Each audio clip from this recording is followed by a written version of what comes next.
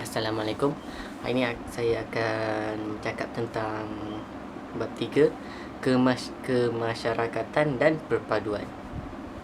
Untuk pengenalan, masyarakat majmuk merujuk kepada masyarakat yang berbilang bangsa. Dalam arti kata lain yang sebenar adalah bergaul tetapi tidak bercantum. Setiap kumpulan mengamalkan agama, adat, kebudayaan, bahasa, fahaman dan cara hidup tersendiri. Nah, macam dalam Malaysia ni, kita ada 3 etnik ataupun masyarakat yang terbesar, iaitu kaum Melayu, kaum Cina dan juga kaum India. Ada juga kaum-kaum lain tetapi dikira minoriti. Tapi yang paling besar ataupun majoriti ialah kaum Melayu. Yang keduanya disambung dengan kaum Cina dan kemudian kaum India. Takrif etnik dan kaum.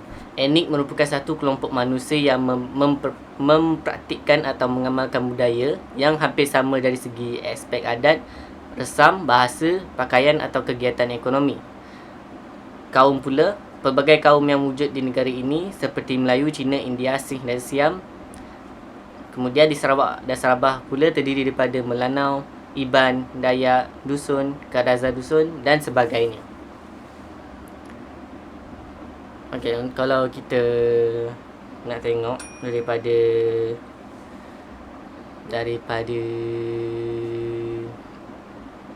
kepelbagaian antara kaum ni, setiap kaum ada amalan, perayaan, kasta dan juga pakaian mereka yang tersendiri. Contohnya daripada amalan orang Cina, mereka ada kalender orang Cina, dan juga keinginan mendapat anak pertama ialah lelaki.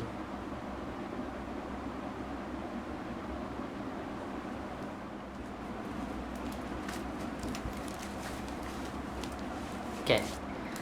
Kemudian saya akan menerangkan asas kerukunan hidup bermasyarakat. Yang pertama, pemuafakatan dan perpaduan yang melambangkan wujudnya kesatuan hati. Perpecahan dan persengketaan menyebabkan anggota masyarakat akan sentiasa bergelut dengan tarikan yang berbeza arah. Ini bermakna konflik yang tidak berkesudahan akan menghantui kehidupan masyarakat. Membentuk sebuah negara yang padu, mesti ada etika dan falsafah kenegaraan yang dapat membina kecintaan, patriotisme, kesetiaan, pemuafakatan dan perpaduan rakyatnya. Kerajaan mengubah rukun negara sebagai falsafah, etika dan ideologi negara. Setiap rakyat perlu memahami latar belakang, objektif dan prinsip rukun negara.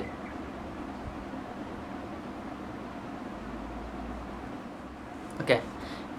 Untuk definisi perpaduan, perpaduan ialah satu proses yang menyatupadukan anggota masyarakat dan negara seluruhnya melalui ideologi negara supaya tiap-tiap anggota masyarakat dapat membentuk satu identiti dan nilai bersama serta satu perasaan kebanggaan bersama di kalangan mereka. Disebabkan kita dalam Malaysia ni ada 3 kaum yang majoriti, iaitu kaum Melayu, kaum India dan kaum Cina. Kita perlukan satu benda ataupun satu semangat patriotisme ni untuk menyatupadukan kita semua ni. Disebabkan ada pepatah mengatakan, kalau bersatu kita teguh, kalau bercerai kita roboh. Ya, disebabkan Malaysia ni bukan satu etnik saja, kita mempunyai banyak etnik. Kita ada macam-macam influence ataupun ada macam-macam perkara atau apa nak cakap,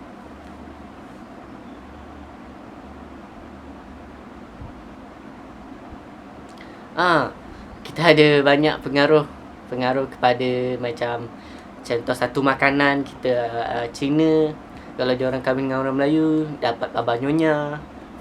Lepas tu India pula dengan makanan dia orang. Lepas tu infuse dengan Melayu, dia orang dapat makanan lain. So kita ada banyak jenis makanan yang disebabkan oleh kepelbagaian kaum di Malaysia ini. Bukan disebabkan itu je, disebabkan kita ada pelbagai kaum dekat Malaysia ni, kita dapat mengenali bahasa-bahasa daripada bangsa yang lain. Contohnya kalau kaum Cina, mereka dapat belajar bahasa kaum Melayu, iaitu bahasa Melayu. Manakala kaum Cina pula, mereka juga dapat belajar bahasa India daripada bangsa India. Melayu juga dapat belajar bahasa Cina daripada bangsa Cina, dan sebaliknya lah. Sebab itu boleh kita katakan sebagai menolong antara satu sama lain atau memahami mereka punya kepelbagaian mereka ataupun mereka punya kekuatan tersebut ataupun mereka punya bahasa, ideologi mereka. Bukan ideologi. Okay.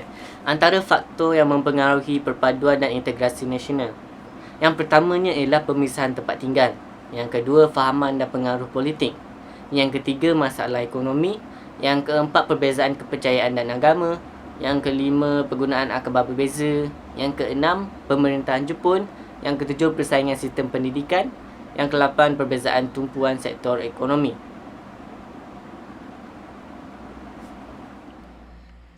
Perpaduan kaum adalah penting kerana perpaduan kaum boleh meningkatkan kerjasama antara kaum, dan kerjasama antara kaum adalah penting kerana apabila kaum boleh bekerjasama dalam negara itu akan maju dengan lebih baik dan akan meningkatkan ekonomi negara kerana tiada pergaduhan antara kaum. Dengan ini, masyarakat akan menjadi lebih harmoni dan kaum-kaum tidak akan menjadi pergaduhan antara sama. Selain itu, dengan bekerja sama, kerja-kerja di sesuatu tempat akan disiapkan dengan lebih cepat dan efisien dan boleh menyebabkan kerja juga menjadi senang dan lebih baik. Selain itu, Malaysia boleh mendapatkan kemerdekaan juga disebabkan oleh kerjasama antara kaum. Untuk mendapatkan kemerdekaan ini, kawan-kawan di Malaysia bekerja sama untuk mendapatkan kemerdekaan daripada orang British. Akhirnya imej negara juga akan meningkat jika kaum-kaum adalah harmoni. Ini disebabkan oleh culture yang banyak dan menarik di negara kita, boleh menarik pelancong-pelancong ke negara kita dan meningkatkan imej negara kita. Kepentingan perpaduan ialah perpaduan dapat menjadikan Malaysia sebagai sebuah negara yang merdeka. Sebelum Malaysia mencapai kemerdekaan, pelbagai ranjau berduri yang dilalui oleh generasi terdahulu untuk menuntut kemerdekaan. Hasil perpaduan masyarakat tanah Melayu ketika itu yang berganding bahu menuntut kemerdekaan telah membuka mata pihak Inggeris supaya memberikan kemerdekaan kepada tanah Melayu. Implikasinya, masyarakat kini hidup harmoni tanpa gangguan dan kongkongan penjajah. Selain itu, perpaduan kaum juga dapat mengelakkan semangat asabiah, iaitu semangat kekitaan yang hanya mementingkan diri sendiri. Semangat asabiah ini akan menimbulkan permusuhan antara kaum. Hasilnya, Malaysia dapat menjadi contoh terbaik kepada negara lain seperti negara Amerika. Kepentingan perpaduan yang lain pula ialah perpaduan dapat membangunkan ekonomi negara. Perpaduan yang ditunjukkan oleh masyarakat Malaysia akan menarik minat pelancong asing untuk mengenali dengan lebih dekat lagi budaya masyarakat Malaysia yang berbeza kaum dan agama tetapi dapat hidup dengan harmoni di bawah satu bumbung. Selaras dengan itu, ekonomi negara akan berkembang dengan kemasukan pelancong asing. Masyarakat Malaysia juga dapat berkongsi ilmu antara satu sama lain dalam membangunkan negara. Pelabur dari luar negara juga akan berminat untuk melabur di Malaysia. Rentetan itu, perpaduan kaum yang mampu meningkatkan taraf ekonomi negara akan menjadikan Malaysia berdiri sama tinggi, duduk sama rendah dengan negara lain. Assalamualaikum warahmatullahi wabarakatuh. Nama saya Muhammad Iqbal Abdul Razak. Saya dari kelas DVT 1B. Saya ingin menerangkan tentang perpaduan dan kemasyarakatan. Seperti yang video-video lanjut, video sebelum ni kawan saya telah menerangkan tentang kebaikan dan kepentingan, dan di sini saya akan menerangkan tentang keburukan. Apakah keburukan-keburukan jika tiada perpaduan dalam negara kita? Yang pertama, akan berlaku pergaduhan. Kita boleh mengimbau peristiwa 13 Mei yang berlaku dulu kerana pergaduhan antara kaum berlaku dan menyebabkan kerugian, kerisauan, tidak mampu untuk melakukan aktiviti harian dan sebagainya. Okey, keburukan yang kedua adalah ekonomi. Ekonomi akan jatuh dari pelbagai sudut. Yang pertama, saham, pelancongan dan keusahawanan. Saham akan jatuh jika tidak berlaku apa-apa bisnes.